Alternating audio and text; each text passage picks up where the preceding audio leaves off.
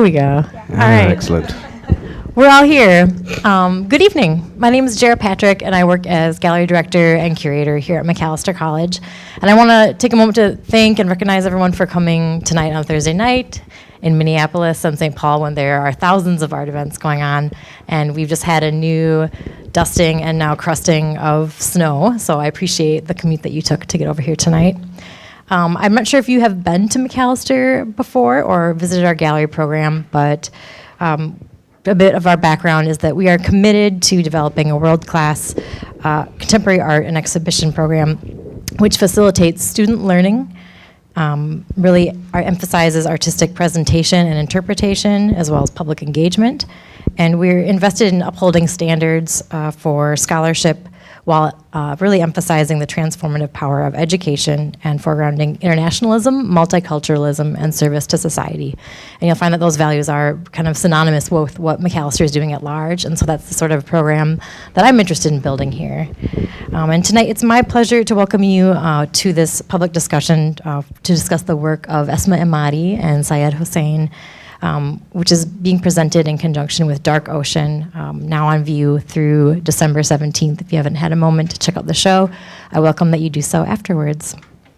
So this evening we're going to be discussing the artist's projects, and in doing so in context with the impetus for the exhibition, which is really how geography, myths, truths have shaped your studio practices. And as well as how the impact of politics and misinformation may have impacted your own lives, not only as artists, but as parents, right? So you're working artists and your parents. So now it's my pleasure to introduce our guests. Essma Imady received her MFA from the Minneapolis College of Art and Design in 2016 and has exhibited at galleries throughout the region, including the Soap Factory, Public Functionary, Instinct Art Gallery, and has a forthcoming exhibition at the Minnesota Artist Exhibition Program at the Institute of Art, which is exciting. I'm looking forward to that. You're also a recipient of the Jerome Travel and Study Program, as well as the Forecast Public Art Emerging Artist Project Grant. You were born here in the United States, grew up in Syria, and now live and work in the Twin Cities. And I'm pleased to welcome Syed Hosain, who was born and raised in Pakistan, where he attended the University of Karachi. He lived in New York City and Chicago before coming to Minneapolis, which is where you currently live and work. And you've really exhibited internationally, including the National Art Gallery in Pakistan, Piazza del Anfiteatro in Italy. You've exhibited in Dubai, in multiple New York galleries, and most recently you participated in the 3x5 residency at the Soap Factory, as well as had a recent exhibition at the Kiel Gallery in St. Cloud, Minnesota. So please welcome our guest artists and speakers this evening. I'd like to start off the convo maybe just by talking with you both candidly about the projects that you have in the show. So I'm sure folks have had a moment to pass through the exhibitions. Maybe we'll start with you, Syed. We have a couple of projects from you, and one is a body of paintings you've been producing in books. Right. And so I'd be curious to hear a bit about how you select the books that you work in. Maybe what is your process for selecting and responding to the images they're in. Take us a little bit to your studio. Sure. The idea that I live in a time that where truth has. Really, it's not a concrete idea anymore. It's more about opinions and perspectives. The recent project with the books sort of came from that idea that encyclopedic information is based on factual information. And I decided that factual information in a post-truth era could also be altered or changed via images and maybe concealing some of the factual information on the encyclopedic pages. So that's where it started, and then I found that various books about Islam. One of them is a history of Islam, which has a lot of misrepresentation. So I ran into this page that said Muslim life.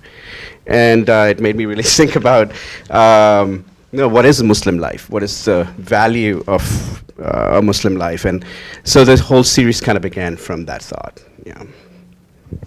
It's interesting to think about encyclopedias even as a factual reference material. I mean, knowing that I think they went out of print in 2012 2012, Encyclopedia Britannica stopped printing entirely. Right. So in many ways, like this, the ways of knowledge making are now like approaching obsolescence in some cases, but that still doesn't really have any bearing on the sort of information that they were like originally impregnated with. Like as you mentioned, like to sort of define Muslim in print, and then maybe contrast to the way that we're receiving information now, and then the reality of like the represented life of someone. They were who's kind Muslim. during the print era. They were really kind. I mean, because there's so much information and misinformation about the Muslim identity and persona, that you can, as a Muslim man, and I recognize myself as a Muslim man, you almost have to contest those, propagandist ideas about us. It's a weird survey I read just a few days ago that 70% of Muslims in America are not viewed positively. But that changes dramatically once you have an interaction with one of them. So, that's just the reality. Mm-hmm. Yeah. And some of the phrases that you're responding to within the books sort to take on this like double meaning, right? Where there's one in particular that is it builders of a new culture? Right. Which you're sort of like now inquiring like, well, who are the builders? Who is the original author of this book? And you as an author, what sort of cultures might you be building? Yeah, there's new emerging identities within this large landscape. Demographic changes have a lot to do with it. But I think that because of those demographic changes, feelings about culture and politics are changing as well. And we see that in the recent elections. Very few people were ready for this, but I kind of predicted it, and I kind of knew because people of color have had experiences such as this. But so it wasn't out of question to predict that scenario happening, and so yeah. Do you feel? I guess how do you feel as an artist reauthoring that information? What sort of role is that for you? Well, I think it's an important dialogue to have because I think that if given the opportunity, that's when artists, when their backs are against the wall, is when they produce their most important works, maybe. And for me, it's an issue of identity. It's extremely politicized, so I have pretty much no choice but to, deal with it. And sort of my practice is based from that perspective as well. And that's something that you identify with as well, Essma, is you've talked about how your Syrian identity is inherently politicized and how that sort of is the starting ground for the conversation of the work that you're making, which in turn is unavoidably political. Can you talk more about that perspective? These terms are difficult to talk about because I feel like the time in which we live, they've been emptied of meaning and recreated into different objects than what we were calling them: political, religious, holy. These things, they've retained their names and they've become something else, which is why I always try to be very particular about my wording, and still have those anxieties that I'm not going to hit the nail on the head with exactly what I'm trying to say when I talk about like an existence being politically, being inherently political. Just to the way like this, like you were mentioning, this era with which we live and how words have come, what they've come to represent, and their hollowness, but also extremely loaded. Substance. And I almost want to say that as humans today, most of us live an inherently political existence, whether we are aware of it or if we aren't. We can't help but like be part of systems that are either helpful or not helpful, or not looked at or looked at. In certain cases like mine, it becomes a little bit more easy for me to acknowledge my inherently political existence, and so which is a good thing and a difficult thing at the same time. Makes you more aware, but being more aware doesn't necessarily mean you're happier or more content, you know? Yeah, and these are kind of some of the thoughts that I bring in when I come to make work, because I come to make work from a very personal space, but with an awareness that that personal space is very politicized, and partially, and I hesitate to say because I'm Syrian, but perhaps I see it because I'm Syrian, you know? Perhaps I've had my eyes like pulled open to this existence, like this violent pulling away of a shield of like, and kind of seeing that undercurrent of how this like knot in a tapestry of almost a war tapestry or a political tapestry, and these kind of things then become very like present in my work, but in a way, in a manner that I try to make it a more subtle presence, because I feel that, like I was saying, like there's a political existence to all of our lives, and I don't have to talk about it for people to see it in my life. People, when they meet me and they hear that I grew up in Syria, that I'm Syrian, they immediately associate me with the political. So with my art, although I do bring in this political part of my life, I'm also constantly trying to bring in this very almost mundane humaneness, which I think exists more strongly the more aware or the more forced you are to be present with your politicalness or your catastrophicness or whatnot. And I think of my grandmother, and I think we've talked about this before. Yeah, the mundane kind of on the same stage with like the monumental and the tragic. Yeah, right? my just so people can be aware, my grandmother, she lives in Damascus, and she sends us these emails, and they're like we've talked about, like they're very very mundane, like they're about like I know so much information about her cats, so much like. Probably like it's probably replacing vital information in my head, but yeah, and it's that there's something there, because that when you say to me like the political my and I know I've said this, so you're repeating my words, like the necessitated political political existence. There's also a mundaneness as well. That's also, I think, important to my work. Absolutely, it humanizes it. I'd love to hear, and I'm sure folks in attendance would love to hear, you talk a bit more about how the piece in the exhibition, I want to make sure I'm pronouncing it right, cynicism? Cynicism. Yeah, how, I could be pronouncing it. Yeah, I think we got it.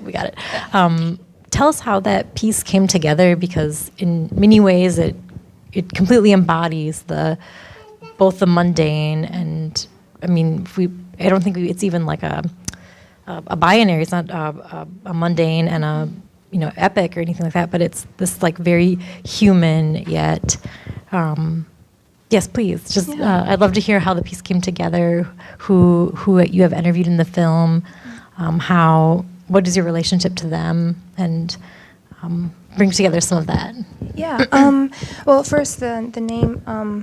I'm a big fan of Laura Marks, she has some really very interesting. She's a filmmaker? She's an art theorist. Okay.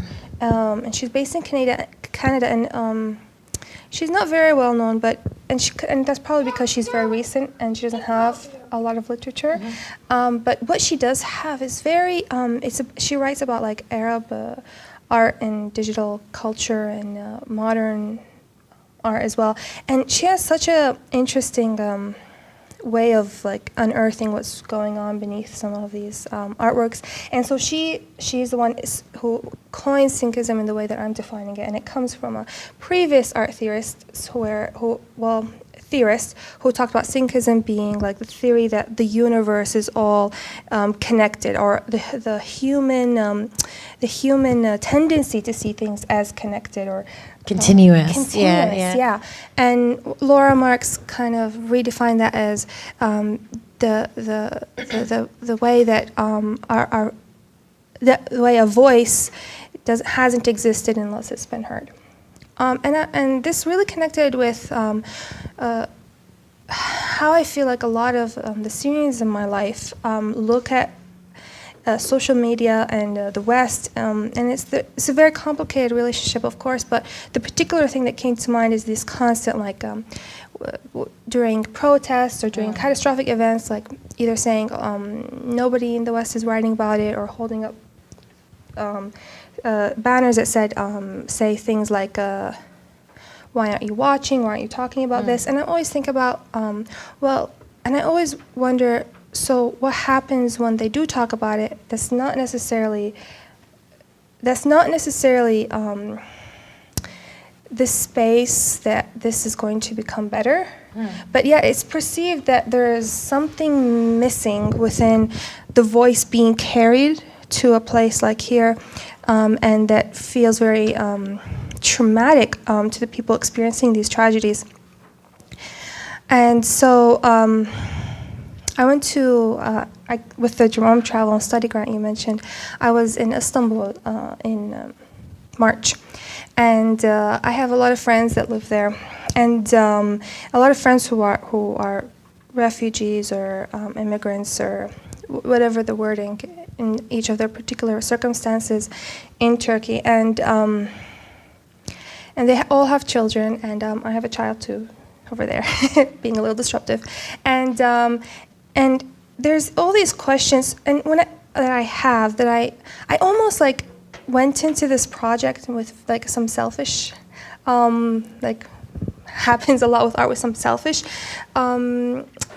intentions, which is I wanted to know how they're talking to their children, because I wanted to know how to talk to mine, right? And if they, who are like, some of them are in much more difficult situations that I'll ever be in, have been able somehow to formulate words to kind of carry their voices to their children and communicate something that's necessary or maybe isn't, then that maybe could teach me how to do it as well. And also, as I was mentioning, like that concern that perhaps I carry a little bit of, that is like, I want to carry these voices here and bring them to, like, somehow they're heard and somehow this makes them more present.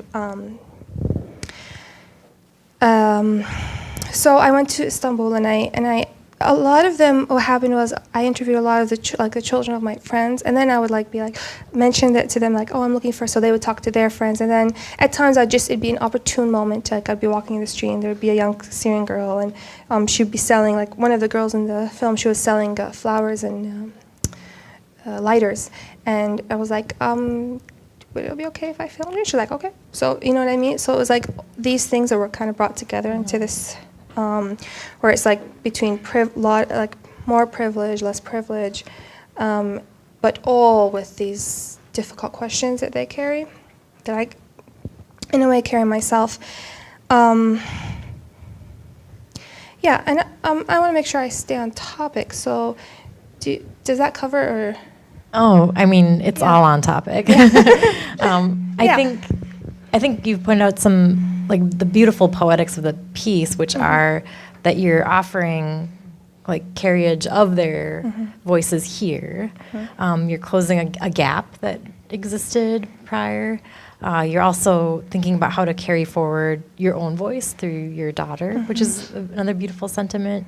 And you were able to talk a little bit about how you've gotten in contact with these voices because, of course, you know, as we see in the media, and as Hakan Topal tackles in his piece, sometimes children are also these sort of like icons within drama and within tragedy as well, where they get foregrounded in a way that tends to put them as like the banner for like victimhood, right, or for pulling sympathies.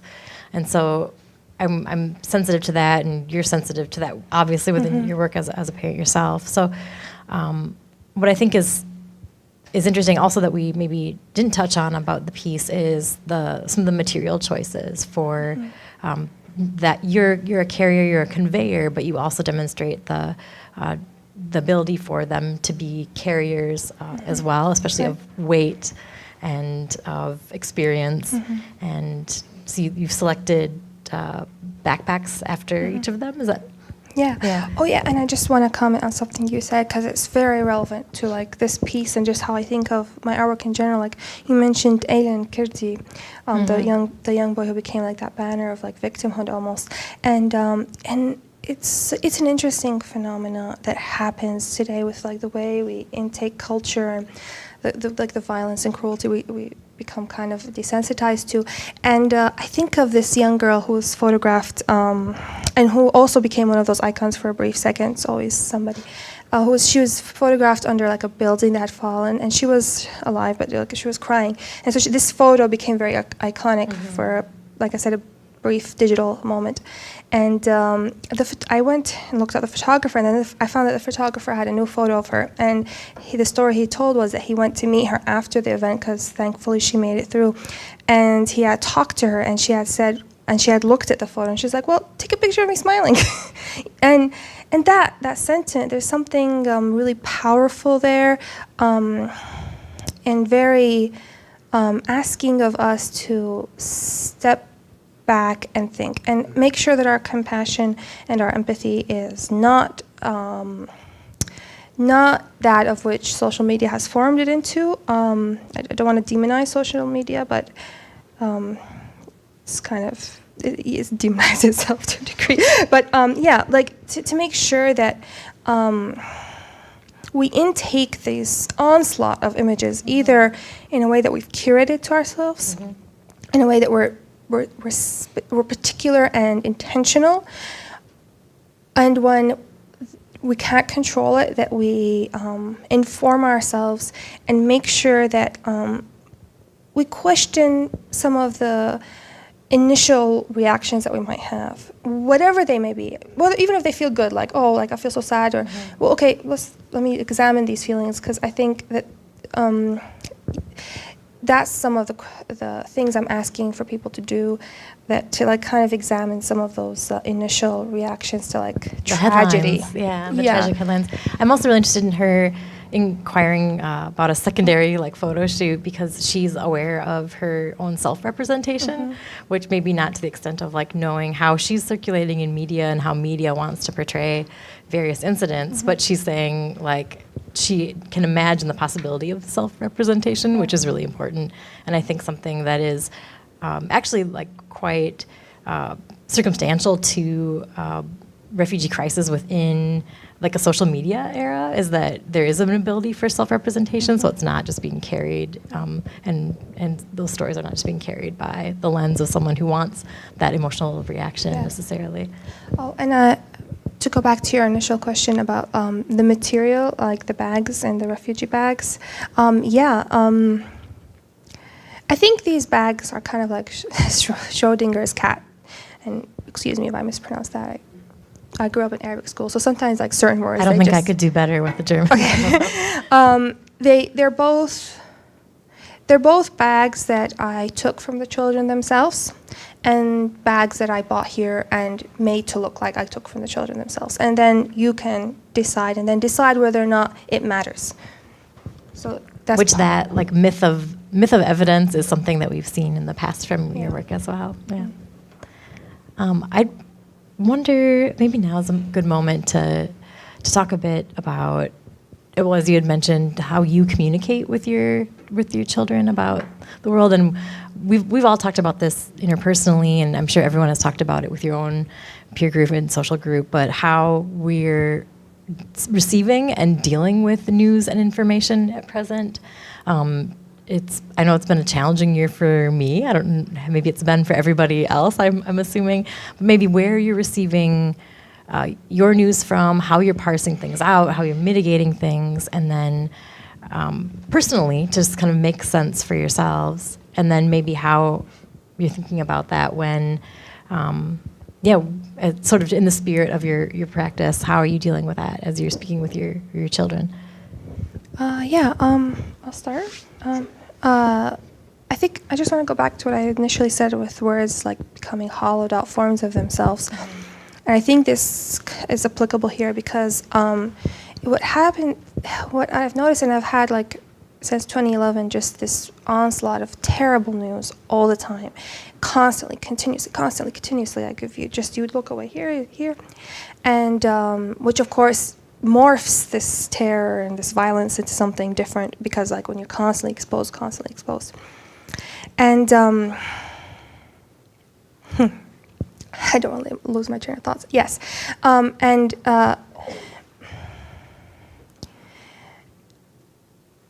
what I've come, the place that I am now, and this may change, but is that the only way I can contextualize all this and survive, wake up, be a good as I can mom, go have breakfast, and not get just I can't breathe from all these images and news and whatnot, is to just try. And it's a slightly simplistic concept, but to like. While taking in news that I can't control, and it's not really a specific space I take it in from, because I can't really intentionally see the news because it's always coming at me, like be it people I talk to, be it any social media platform I open, be it the internet, be it talking to my friends back home, it's a constant thing, is to kind of try to look towards our state of being is this state of chaos, and finding the news or the light within that, like the surprising moments when you expect everybody to like just burn each other alive and then they don't, and then you're like, okay, that's the news that I'm going to take in and internalize, and then the rest I'm going to make as a context of this light within us, with this humanity, or this light of not going with the status quo of like evil or whatever, and evil is such a contentious word, but like, I mean this in a broad spectrum way, and I think of Eichmann in Jerusalem, the book where they talk about like this man who caused death of thousands and thousands under Hitler, because he was just like very. It's about the banality of evil. So this very like ordinary, boring guy who caused all these deaths because he was following orders very, and you know what I mean. And so looking for those instances when it's very easy to just follow orders and then you don't. And then okay, so this is the news feed that I'm going to contextualize the badness. So the badness is the state of things, and then this person is going against it somehow, and that points to something that's worth contextualizing all of the badness around it, you know? That's heavy. Syed, how about you? I'm just stuck with the girl with the flowers and the lighter, and that image is really kind of haunting to me, because that is exactly how we see the world. I mean, news is a peculiar thing. I'm a news junkie, so I don't think this is working. But You get up every morning. Hold it down a little. no, every afternoon. Perfect. Sometimes. Yeah. I mean, yeah, I think the decisions that you make in your daily life, the mundane events have to carry on, and I think they essentially just take time away from contemplating news. But I think there is a very temporary way of news to this. Trend-setting tragedies, maybe hashtag tragedies that we deal with for maybe a certain amount of time, block of time, and then we have to move on to something else that's something new. And so we're really not reflecting on things that much in terms of what, how we are processing the news, because there's so much information, right? You don't have to engage in information to be able to deal with each and every facet of what comes out. But there's certain things that are based on reality that you must investigate in order to have the wisdom to be able to talk to your child about the world, And so news is peculiarly, to me, sort of now become a mechanism of disillusion, because I'll give you an example, and I was talked about it earlier, about Al Franken. Today was so everybody is really mourning the idea that Al Franken had to resign, and I was thinking about what our parameters are in terms of judging our politicians. So for me, it's the dilemma here is, yes, sexually harassing a woman is obviously unacceptable, and that should be grounds for you not to, to resign. But there has been more that's happened within his political life. For me, my judgment on that is, well, you you co-sponsored a amendment that gave Israel the right to go and massacre children in Gaza. So for me, that would be the place where I would make my judgment, and that's in the past now. So to me, that information is something that I'm confused about. What is the reality of information in our age? And because there's so much information, how do I know it's the right information? So it is confusing, but it's always available. Today, we have so many avenues to find out the truth. But because maybe that is the case, people have so much news that they just don't want to know anymore. And it seems like that's how we're informed these days. We have to distract ourselves from real stories somehow. Well, and I always assume that most of the quote unquote real stories are the distraction. I'm always feel like someone's doing jazz hands, so I look over here. And, I don't know. I think that everyone's kind of feeling that point, and that was certainly some of the impetus for the exhibition was how do we deal with overwhelm, and rather than trying to deal, let's just look at what that looks like in nuance and through the voice of artists, and sort of being presented with the complications as they are rather than solutions. Yeah, I mean, for me, it's a natural thing to do because I invest, I don't have many line drawings within my personal life, and me being an artist and a father sort of blurs lines as to how I live my life. So for me, one of the things is my own identity. And that's why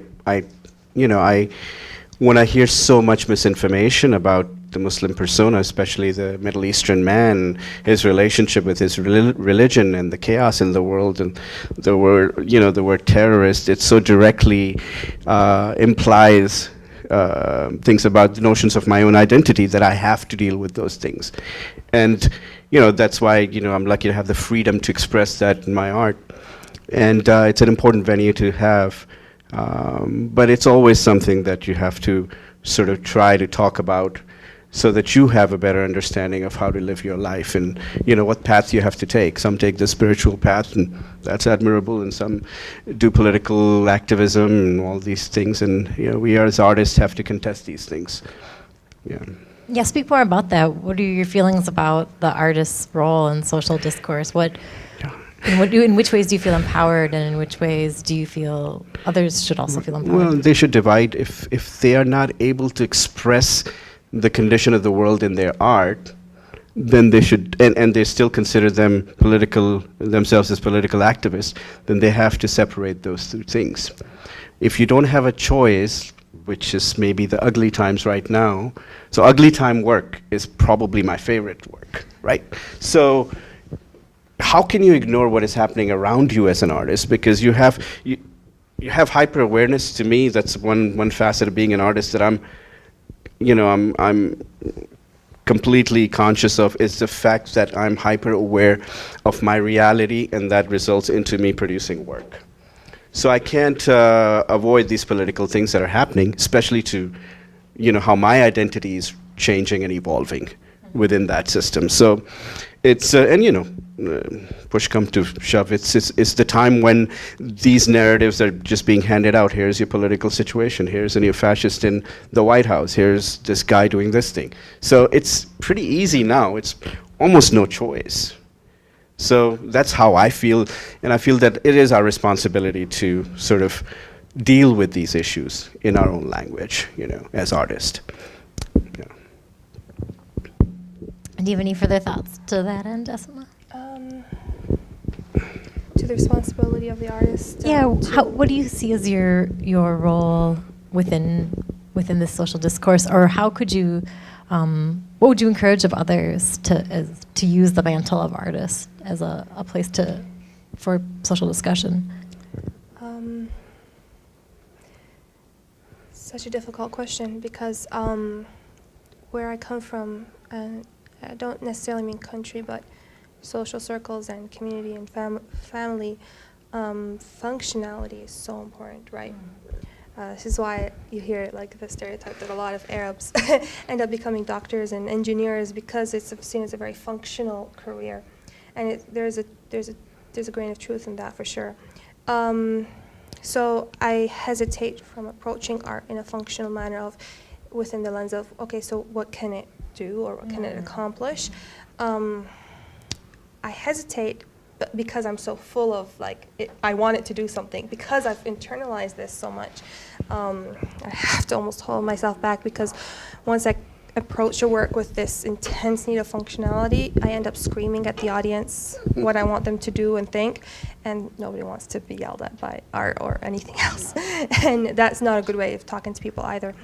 And I think what I can speak personally of, and I don't know if I can speak collectively of what I think other artists should do, but personally I think that when I bring it back and I stop thinking about what I want people to take away from my art, but rather what I myself need to process into this work, and what I want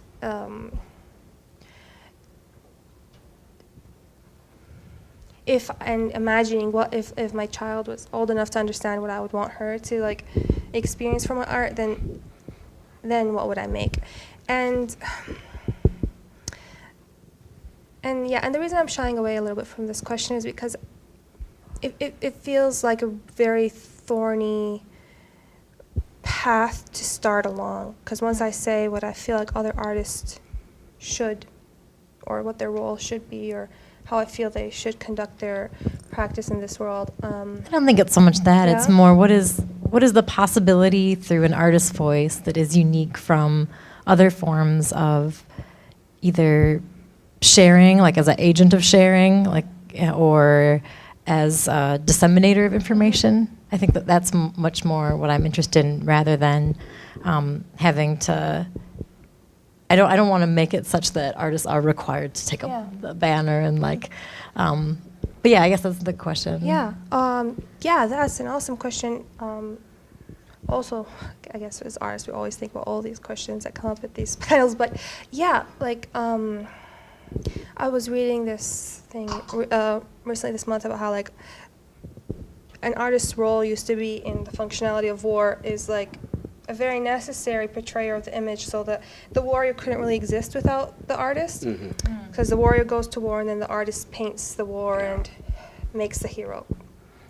And today, the warrior goes into war and he presses the button for the bomb, and with that button he presses, all the media buttons get pressed with it, right? That's a great analogy. It doesn't really need... Fascinating analogy. Yeah. So artists no longer, their role in that particularity, or in that space where I deal a lot with war and stuff, has very much shifted from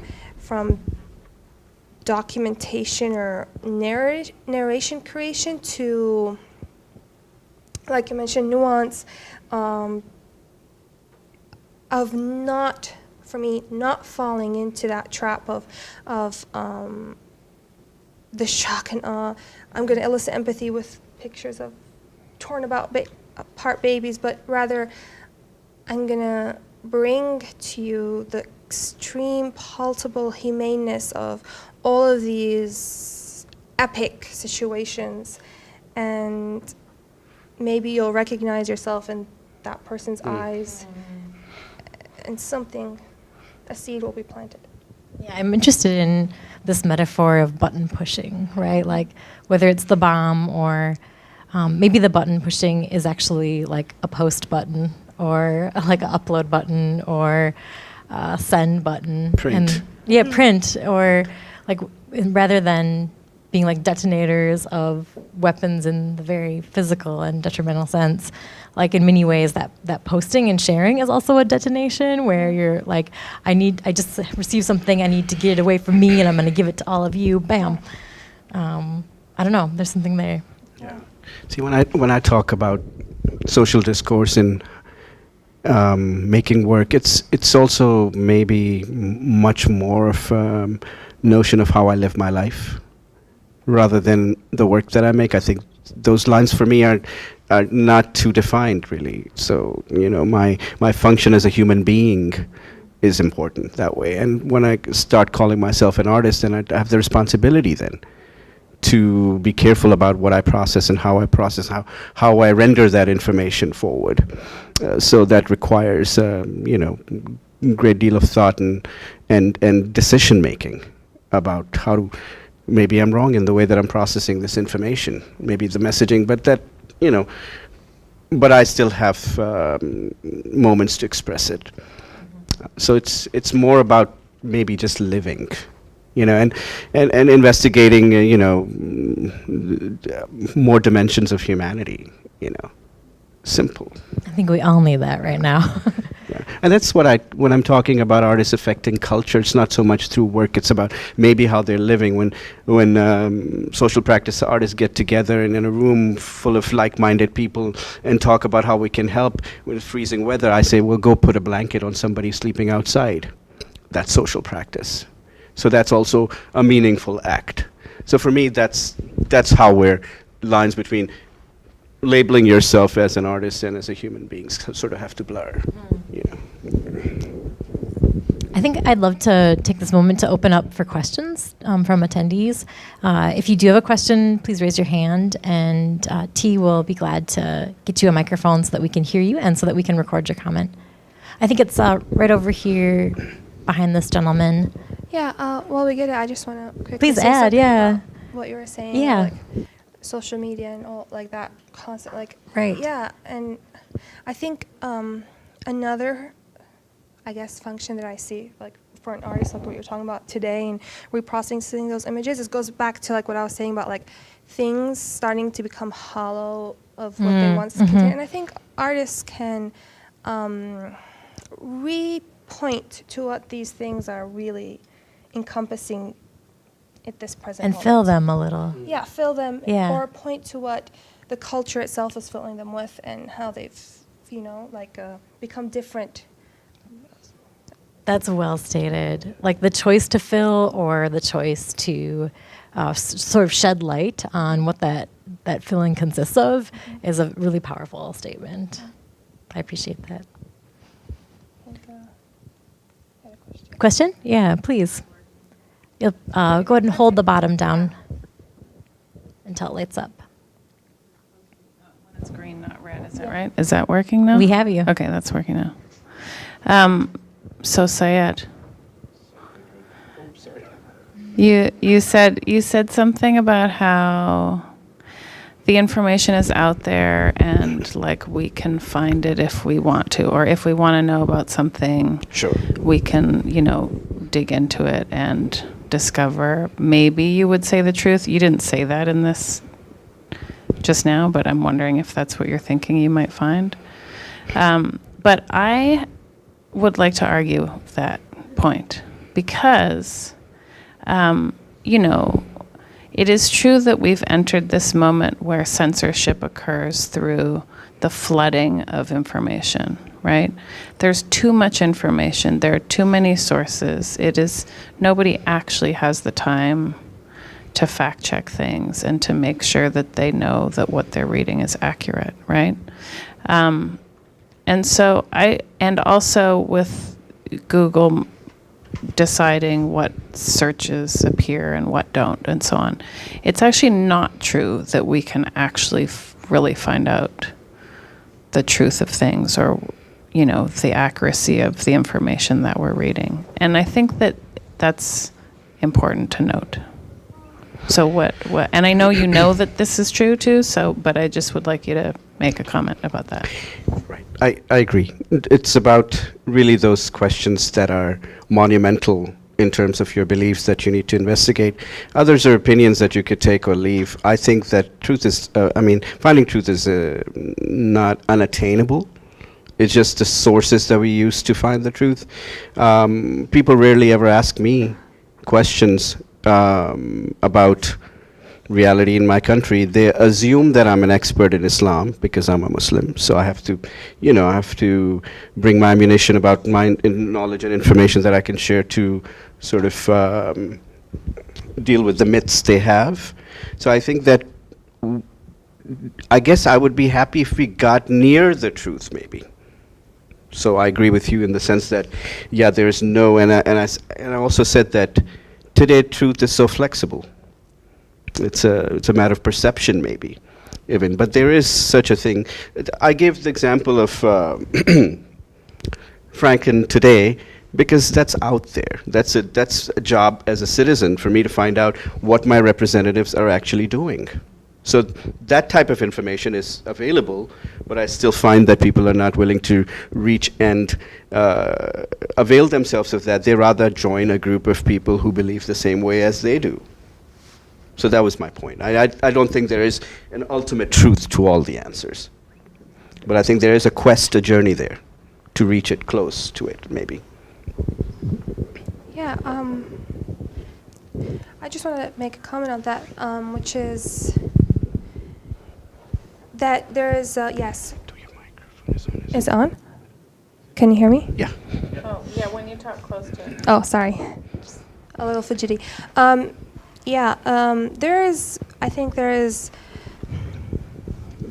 think part of what I also try to do with my work is when I say talking, like you see somebody and you perhaps have a preconceived notion and then you take in something more similar to yourself than you had pre-assumed. I say this also in the context of this truth finding. Truth is a difficult word also, but I think there is a value to listening to those who are on the other side of whatever discourse is, no matter how vile it seems or it is. A lot of the time, listening and kind of using that to either understand how people are arriving at these conclusions that seem so alien to yourself, or of perhaps challenging something you also hold. So, for example, whenever something is particularly confusing to me, I always go to the people who I know I'm going to disagree with to see what they have to say about it, and then I kind of compare that with what people who I agree with say, and then I try to find something resembling truth in between the two worlds. So That's a really uncomfortable place for me to be. It is. As an artist, it just is. Because what you're doing is you are compensating for lack of information from other people. And sometimes, for me, I'm not going to start an argument, but I could maybe think about how information is distributed and what filters it uses for people to assume certain ideas about the stereotypes and ideas about certain things, religions, people, yeah. So, yeah, so I'd rather have some clarity. well, I just think of my context, which is there's a lot of people who became very, who were always, and then people became very anti the regime, and Yes. then there were those who, to this day, are very steadfast pro it. And so, when certain events happen,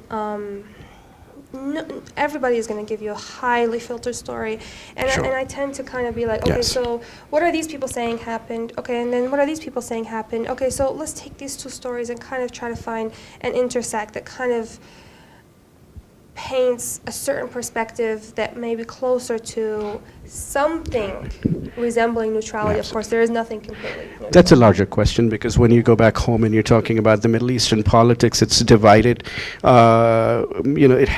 Truth has this emotional value, which means that if your folks believe in certain things, if your clan believes in certain thing, then you tend to sort of believe it because that's emotionally where you want to be. So that's a very complicated equation, just like Syria is questioned, But when it just comes to news, just fact-based news, more. Yeah, but I agree with that. It's very difficult to take sides with that. Yeah, and also just general news. I remember there was this big political thing in Canada where they were talking about banning the facial covering, and so I feel like I didn't really reach my own feelings on the subject until I listened to people on the far right talk about it, as well as people on the far left within the kind of political sphere, because I kind of was able to connect these two worlds and kind of try, like, understand what exactly was happening without, like, just, I don't know. Sure. Yeah, I mean, images like the kid Ayan Khoury has been politicized. It's really voyeuristic to use children in that manner to create political, leniencies or support, and that's happened. So it's very, it's a very complicated thing when it comes to that type of the monumental ideas about truth. What is exactly happening there? So there is no, each side has their own, So I want to ask the person who asked the question, what was your name? Gudrun. Gudrun. How do you find your space of understanding current events or certain things, and kind of finding how you like your own like truth, such a complicated word, or your own feelings or sittings on certain events, or how you choose to perceive them within like all of this information and misinformation? I've cut out the news almost entirely, and I've removed myself from Facebook because I wasn't able to function. So I take in 2 news stories a day, and I don't pay any attention to other things. And I definitely have in the past, as Syed knows, used my work as a way to work through and pay attention to like marginalized bodies and people and disaster. And I thought for a while that I was a perverted, psychotic, like person that was just focused on nightmarish situations. But then I realized it was the only way I could deal with learning that there were mass graves in Syria that were uncovered. And I was like hanging out in Minnesota, not knowing what to do with that information. And so I started to sew bodies, and was terrified that my children would find me doing this because it seemed like a really weird thing to have their mother spend time doing. But I realized over time that it was how I was processing the information. I was like spending time with the idea of there being piles of bodies somewhere, and that something horrible had caused the situation. And it was the only way I could process that information. Yeah, and I think of what people say to parents, or to me when I just had a kid, which is if you don't take care of yourself, right, you can't be a good parent, and you have to remind yourself of that sometimes, or else you fall into this space of just complete crazy thinking, speaking for myself at least, and overwhelming anxiety, and that's not helping anybody in the house. And I think sometimes that's what we have to do. Like sometimes we just have to turn it off, because. So, but I just also mentioned this to Syed in passing as I came in the room. The problem with turning it off, like the other day, and I'm being super open right now with all these people I don't know, but at 3 a.m, I was thinking this is how the Holocaust occurred, was that people turned the information off and they decided to focus on themselves and their children and make sure that everyone around them was happy enough, and ignored the nightmare that was going on, down the street or whatever. So it's a fucked up place to be. Yeah. No, there's a remarkable piece that she did where, initially we were talking about how mothers of refugee children are talking about what is happening to their lives. Where are they going to go? That is only happening because they're living it. So I think there's rationale in hibernating from the news, because you have to keep your sanity, internalize maybe the experience, and become a teacher of your children. And that's also important. But there's some realities that are just beyond our control. Well, so we for have to sure, address right? But that. when my neighbors are like being arrested because their grandmother's undocumented or whatever, right? I mean, that's in my neighborhood. Sure. Right? It's in our neighborhood, and you know that. Yeah, those are people that live next to you or wherever. Those are your, right. Yeah.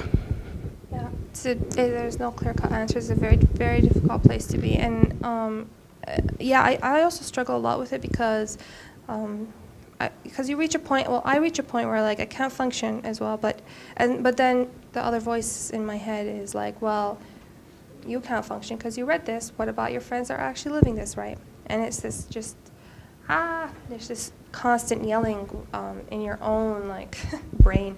But I still think that there is an importance in compassionate people preserving themselves to the extent where they can make a change. And the reason I say that is because when I do think of the Holocaust, and something as huge scale devastation as that and horrific, I think a lot of it happened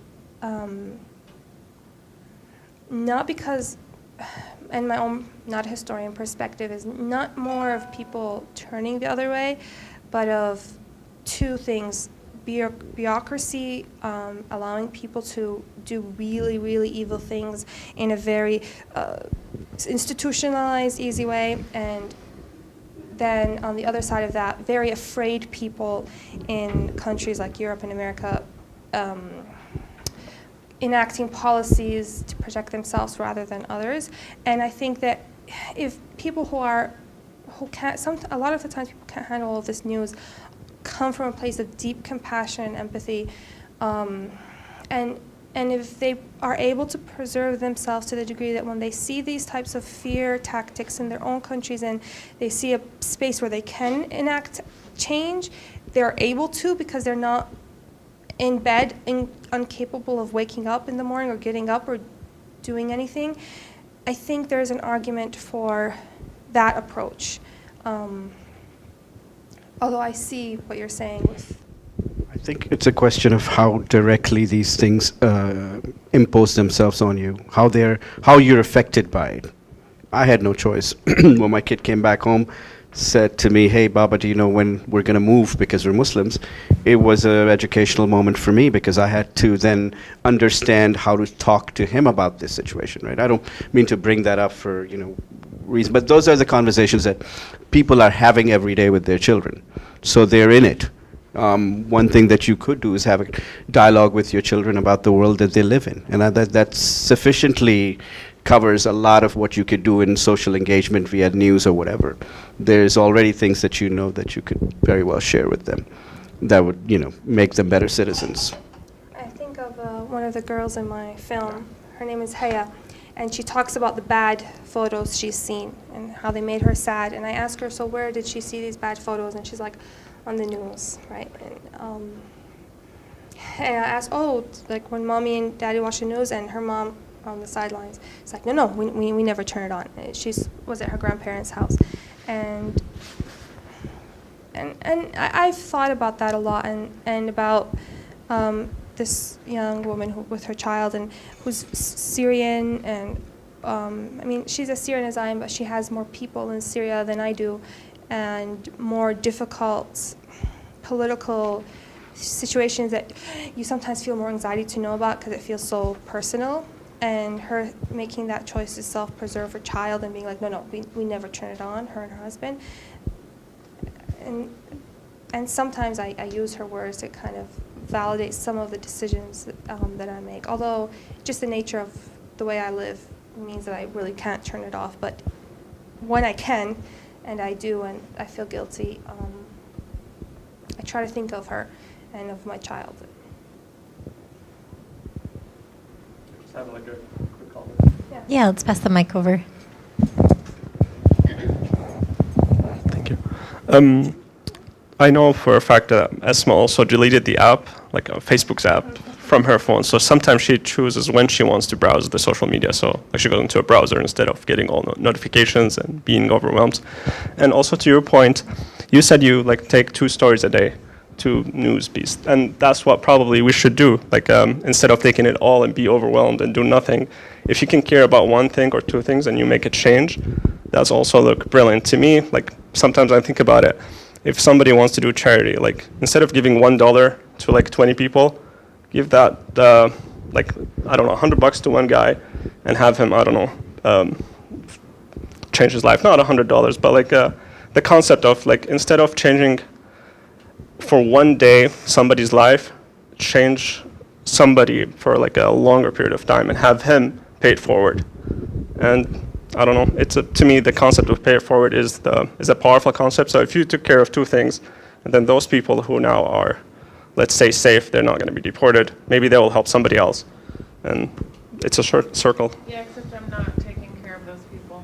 Yeah, I mean that counts at one day.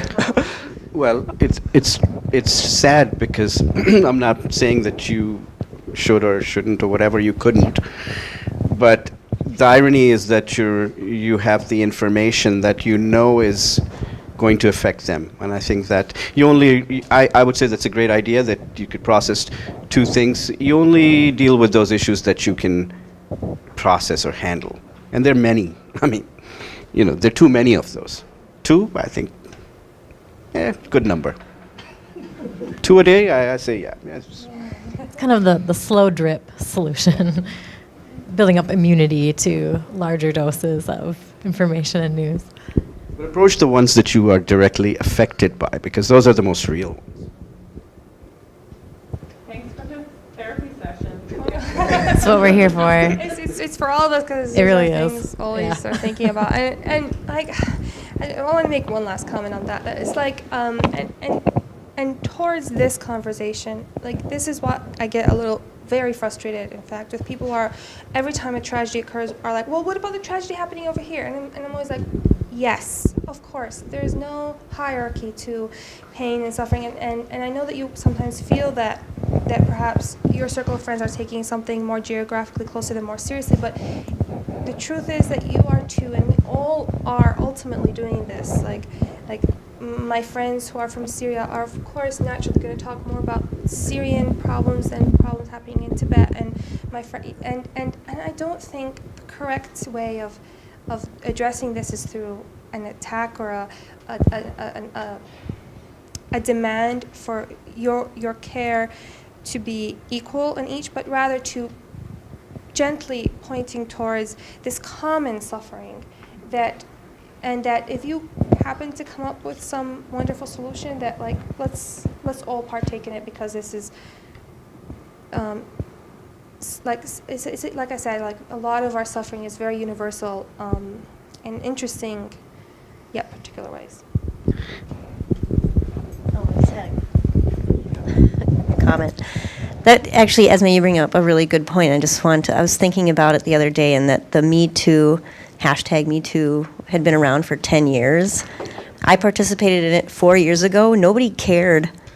That's the nature of trending tragedies. Yes, trending tragedy. And so that also, I just think of the impact politically right now at this time, and that it's very, that has an impact on truth, like experience and social interaction. Truth till the next thing comes, which is what I've noticed. It's out of fashion. I mean, a lot of those things that we talked about a year ago or 6 months ago are still happening in the world, but we've moved on. They're new things. So that's the nature of news at this point. People are also not maybe able to deal with suffering at different points in their lives as well. So we can't always operate emotionally along with the news cycle to participate when things are in fashion, or maybe your suffering happens 4 years later after the movement peaked, So I think that the idea to have to react immediately or be timely with your response and processing is sort of only at the same speed that we're able to love things or make sad faces or anger faces on our Facebook posts. Yeah, you could do that on social media, but I realize that the country has reached this point not because of activism, but I think it was in a sluggish long sleep, and here it is. We have brought ourselves here, and why has it happened? Because we've not paid attention. So I'm not saying that people should go out and fight everything, but I'm just saying so much so that it doesn't affect your entire lives, Was there another question over here? Well, I'm going to do my best to, I guess, phrase this in a question, because it's more of just a feeling and just kind of an oddness that I've observed, and I'm just curious with the artists. If they have experienced this, and because I've known, let's say, Syed for 20 years, it seems as if currently right now inside the arts community, there is and I'll say it in the most gentle way, there's almost a pandering towards artists that are of color, artists that have a different background than the dominant white culture, which seems to be the key holders to this art world and art community. And so, let's say as an artist that comes from outside of that dominant culture, where it's almost as if who's, let's say, been doing work for years and not getting shows, and now this current political climate invited in, but not necessarily. I think a cynicism that comes up is not necessarily to honor the work, but more teach about the fantastic other. So it's just more of a feeling. I think I communicated it well, but I'm just curious about you guys, your feelings, if there's if there's a truth to this that you've noticed, how to navigate through that, how to remain positive Yeah. and not allow cynicism and frustration Yeah. to get the best of you. Yeah. You're absolutely right. You're absolutely right. Because the culture is paying attention to these things now. So it has become something that we want to talk about. You know, hashtag people of color matter. So here we are. So these are seasonal things, and they're fashionable. And that's how it works. I know the reality of it because I live it. I've been doing this for maybe 25, 30 years. But the questions haven't been asked. And so when they have been asked, they've been answered. But it's the seasonal nature of things. It'll be, there is now, I don't think it's necessarily a bad thing that they are now coming to the point where they were curious about these things. It's okay. If I get a chance, I would speak my mind. If you want to hear me, here it is. So, yeah, but I do know the disingenuous notions of acquiring information. Yeah. I would say the aesthetics of the art world, not just in the West, around the world, are built on the aesthetics of a white male genius. And so that's what, and even after we theoretically went beyond that, we theoretically pushed down that statue, the practices remained, and the value of what is a valuable work of art remained based on those preconceptions of and the world that had been created by this patriarchal male, and even not just white male, like wherever you go, this patriarchally male created aesthetic. And again, I echo what Syed said, that even though it is at many times a fetishization and a tokenization that you find yourself included within this world, what needs to happen is these aesthetics need to change so that a real change can happen. What is viewed as valuable within the art world has to change. And in order for it to change, the visual culture has to change. And in order for that to happen, we have to have steps of showing art that's not from that culture. And by changing that visual culture of whatever country like that's in, and the majority patriarchy that it's been built on, that's the steps to kind of dismantling it. So I agree, like, I won't be, yeah. Now, I'd like to add something to that, which is, it's, we live in the house that they built. It's all by framing white Eurocentric parameters of what it means to make work. Because if there were other parameters, then we would have people of color in our art books or in his art history, that is, which has completely excluded people of color and practices, that is. So what is valuable is that falls within that parameter. And those are the judgments that we have to make. Demographic changes suggest that may change, but the practice of art has been like that for ever. So I don't know if those hierarchies would ever let in some other voices. I think that if they do, that's great, but I don't know if that's a seasonal thing. And what I hope Then is, yeah. Sorry. The green people are coming next, so that's what. And what I hope is that, and optimistically, is that letting in will change something essential about like the aesthetics of the world and open the door for more intrusions into this house that they built. Yeah.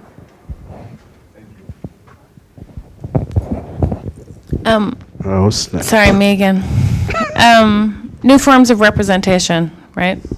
That's what we try to do as artists, and that's what we need. Yeah, it's so redundant. What is new forms of you mean no, having not to do new it again forms, and the again and old again? forms are so redundant. Oh, right. That if you're asking about people to have relatability with work that is maybe a group of people with different nationalities and different color, you're not going to get much out of an institutional space at this point. If they can look at Goya and they can look at Picasso and they can look at all these things, but it would be nice if they had their own icons that, because they live their life as labels, it would be nice that those labels would be evident in the art that they're looking at. Could you expand on that? Yeah, I think that, if my kid goes to, for example, MIA, there's a little section of Islamic art. And I'll just say this as a side note. The description of the Islamic art and Islam in particular, and I've talked to them about this, is completely false. So this is Islamic art, and Muslims are these people who follow Prophet Muhammad. They don't follow Prophet Muhammad, they follow Allah.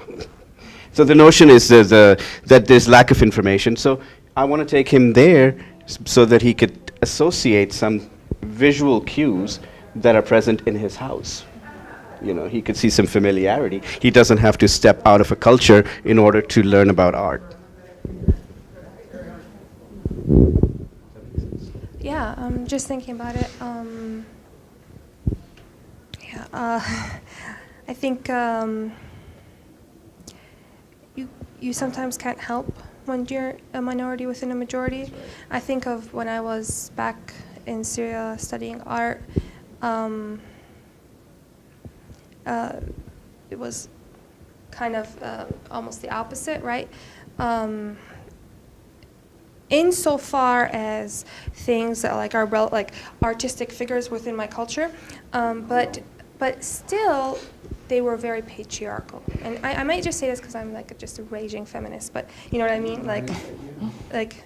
That seems to be a connective point between these aesthetic houses of art that we experience.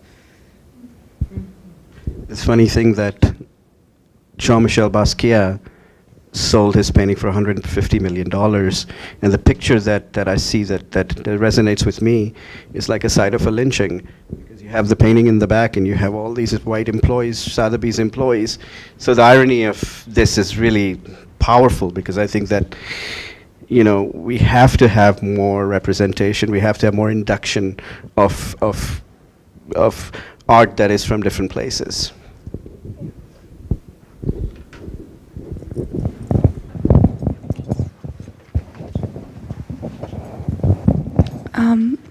I might push back a little bit on this idea of representation. And it's a little bit of a loose idea, so bear with me as I attempt to muddle through it. But I wonder if it's not just representation, but what kind of representation. And that sounds a very, very gatekeeping, which is a dangerous concept to begin with. But like how do you de-Eurocentralize something when we are all Eurocentralized by training, by colonialism, by existence? Right, but this is one place that it could happen. You see what I'm saying? Because it's a function of art. I'm not talking about a general reality of the culture, but if you're talking about specific things that are possibilities within the realm of art, that would be one thing that I would think that can happen. I don't think cultures really change that much to adopt these things. The demographics may do it slowly, but I don't think decentralizing, what is shown in a gallery could happen. I could be wrong. I really like this we're talking with the audience and we're like discussing and debating That's what it should happen. new people. Yeah. Keep passing the mic if you have questions. I mean, this is an open forum. So the idea of art as social change, and then the structure of the commercial art world and the need to survive as artists. You know, how does your work fit or not fit into that kind of structure? And also, when we're talking about using our art to inform change, whether it's, you know, with this kind of vehemence or like real strong deliverance versus, you know, this kind of poetic deliverance, whichever way you do it, how does that art, I think about this in my own practice, you know, reach the people outside of that system of academia and the galleries and the institutions that are somewhat cloistered? You know, as I said to you earlier, that it's maybe about just living more so than calling yourself an artist. I think that it starts from engagement with other people that informs your work. And if that informs your work, then sharing becomes easy. You know, if you're going to make pictures of people that you work with, I would assume that you would invite them to your opening. See, so those topics, the way that you use your narratives, the way that you pick your topics, if they're engaged, then, you know, you will engage people. You don't necessarily have to, as I said, you could take a spiritual route or a more esoteric or more poetic route to deliver messages that are equally important. But inclusion has to be through people. I love your question, and I really like what you said. It's a difficult question, very anxiety provoking, I think, for artists, which you probably have, as you mentioned, have seen in your own practice, and especially when you're dealing with these really loaded issues. I've seen a really interesting example of like what can happen to art outside of art circles. With, you're probably familiar with Shirin Nashat's portraits of Iranian women with guns, and how she came to this project. And then I've come across an article on a far right website using that image to say completely different thing. And it's this really anxious, I think, area in art that like of how do you engage people outside of the realm of art and outside of your realms of circles of identification in a way that you can both not be terribly misunderstood and also not be terribly misrepresented, right? And not have your work turn into this perverse mimetic of itself. I'm not sure I have the answer. The way I approach it right now is to try to be as personal as possible with my work, and that I am very self-specific in what I'm trying to communicate, as in these are my emotions. Other people might come and like resonate with them, but they're mine, and I'm not trying. And I try to like when I make, for example, I know it's about other people, but what I'm talking about is like my own anxieties through their, and not rather trying to quantify or specify what their experience is, but rather through my experience of them, and hoping that specificity will be very universal because I've talked about this a lot, and I very much believe that the more specific we are, the more connected we can be, and hoping that light that I mentioned, that human light, will touch somebody beyond the specificity of like art and language and forms and film and salt, and something common, regardless of those circles that I mentioned. But I don't have the answer. I just can speak of how I myself address it, and it's very difficult. It's very difficult, and I think a really important question. So if you have an answer, send it to me. I'm kind of breaking it down. I mean, you said like so much and amazing things. But in many ways, I'm breaking down my interior response is just genuineness, right? So in whatever work you're handling, as long as you're being true to yourself, your interests, your knowledge base, and what you really care about and what you want to be a good steward of, then that work, if it's done from a genuine place, like should find its natural audience. Like if you really genuinely need to appeal to a market because that's the kind of artist you want to be, then that will come out in the sort of people you're introducing to your work, to the network you build, to probably the type of work that you do. But if you want to connect with a certain cause, community, what have you, that will also appear in that work. And you can't kind of have one without the other. Otherwise, it loses its genuineness, I would say. It's my mentor in grad school used to say, Pyotr Sizahowski, I'm sure you know him. He used to say something very similar, that two things, genuineness and to always assume that the art patron that walks into the room is the smartest possible art patron outside of the circle of art. So don't assume they know what post-structuralism is, but assume that they're intelligent enough to grasp the concepts that you are presenting to them. Like not underestimate your audience, but also to just be very genuine and I guess optimistic that people aren't going to completely, wildly misunderstand you.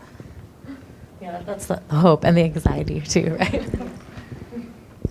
But that's one place as artists that you could do whatever you want to. That's where you have the utmost freedom, isn't within your work. So I think that if you take advantage of that, then the mode of your narrative becomes clear. You know, it resonates with people because ultimately our experiences are lived with, and result of our interaction with other people. So they're always a part of that. And freedom to test too, because I think part of this anxiety and the ability to connect with the right people is all about, right? Art is a meritocracy, so we're always sort of under the lens of scrutiny as to is this thing working? And as artists, there's moments of self-doubt where you're like, is this thing working? Am I doing this right? But give yourself that freedom to test and build towards that thing, and for any of us in the room to not have to come out the door swinging with something that's concrete and that is your final say and your final cause either. Yeah. Can I ask you how you yourself address that anxiety of reaching audiences outside of your own circles and? Yeah, no, I mean it's challenging because I really feel as a part of my identity being a person who works in a hospital, and then the other part being a person that exists in the art community. It's really interesting. I mean, it's really challenging to try to bridge, to make a body of work that relates to my workplace and have people be interested in coming to see it. Other than discussing it at work, a lot. Had at that time discussed it at work with people a lot, but the context of the presentation of the work, wherever it would be, whether it's mine happened to be in the Mall of America, through the Made Here program, but even like a gallery, it's still hard.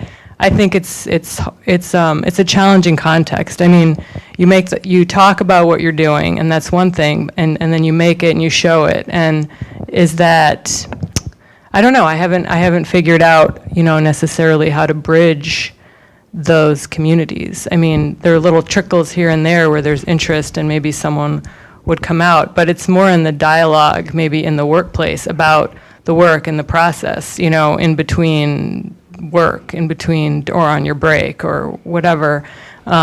So that, and I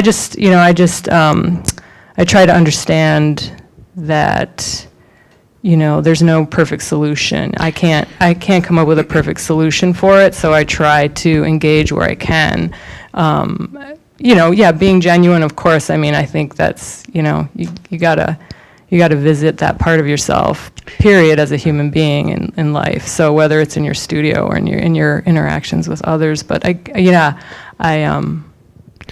grapple with that. I mean, I don't know the discrepancy. There's this kind of disconnect, between the communities, and sometimes I feel like the art community is very esoteric in its way of approaching and then there's not enough of what I need to do in my workplace. I need to hide myself in my studio to make the art, and then so it's just crazy. Do you think that's a regional thing? Regional? Do you think that's a Minnesota thing? I don't know. I'm not from here, but I've only actually been a practicing artist here, so I don't know. For me, it's regional. Hyper regional thing. Yeah, because there are groups of people who do the same thing, who hang out together, and you cannot penetrate those groups. This is true. So that's, as an outsider, that's what I noticed. In larger cities, art is more accessible to people. It is not in a corner where only those who are your regular gallery goers go. So, and the galleries themselves are really not engaging with the community. They're engaging with people that are their friends within that community of artists. So you really, when I go to galleries here, I never ever see new fresh faces or maybe people of color. It's just me and maybe some other guys, the three of us. So how is it that we're not able to engage people in a dialogue that is multiculturally driven? So me, that's just a very regional Minnesota thing. Yeah, and I wonder if it relates to what the gentleman had talked about earlier, with the aesthetics of the art world, and some of what you had said about I can't place the exact sentence you said, but about how the art world has become in certain spaces this. The analogy I thought of is kind of just a self masturbating existence, because it's like talking to itself, and then in these very coded messages that obviously people from the out are not going to get if you don't have a master's in art, right? And then that becomes this because we're so excited because we're understanding these high concepts that we've been trained to understand, right? So somebody off the street is not going to understand because they don't have that training, and then it becomes this this circle of when you're talking to yourself and you're appeasing yourself, and when I say yourself, I mean your circle, right? Right. And I feel like that the change in that could come from this reopening and re-examining of the aesthetics of this world that's been created by a privileged minority that then has established those codifications of what constitutes as good art, something psychological perhaps. And not to berate any type of art, but just to say that this is a time to open the doors to different types of art from different types of people and see what happens, and if that's a more engaging, more enriching experience. Can I just add one more thing? I think art is supposed to be a catalyst to bring people together. And to me, as a member of the art community, I feel completely the opposite.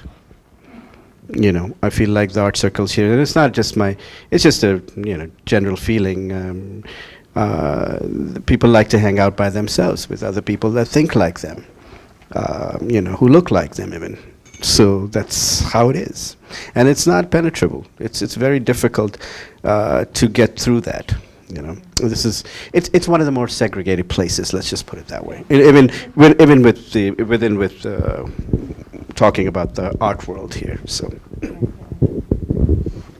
it's also, I think I just thought of one more thing. It's also hard with we live under a capitalist system. Not to bash that, but just to be aware. I don't like to bash anything in general. It's my policy, but to say that culture is a culture of functionality, right? Of what is the value of this in its functionality, and its so artwork is better when it's $450 million and sold to Prince in Saudi, right? So, and that itself also, I think, contributes to this difficulty in creating larger circles for art. In that, when people do make super non-functional art, it is looked down on because it has to be functional, it has to be productive and whatnot. And then Yeah, so that I think that's the small segue that I want to add. That there's a lot of like talking to yourself, but also like there's also from the outside this look at our world as this non-productive element of society, except when it is, and only when it is it something valuable because productivity.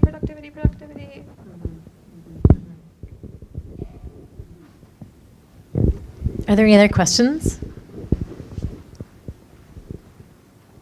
This has been an amazing conversation tonight. I thank you both so much for lending your time and talent and like thoughts this evening. So I'm hoping that we could dismiss, and I welcome you to go to the gallery to view the show, to see their work, spend some time with it. And I'd also encourage you to pick up a gallery catalog as you leave, which has essay by writer Orit Gat inside. I hope you enjoy that as well to give more context to the show. So thank you so much to Essma, and thank you to Syed, and I hope that we'll continue the conversation in the gallery. And thank you to the audience. I really enjoyed this panel. I've never been on a panel where I've been actually able to, like, somebody ask me a question and I can ask them a question. I always want to, but this has been really fun. So thank you guys. Thank you so much. Thank you.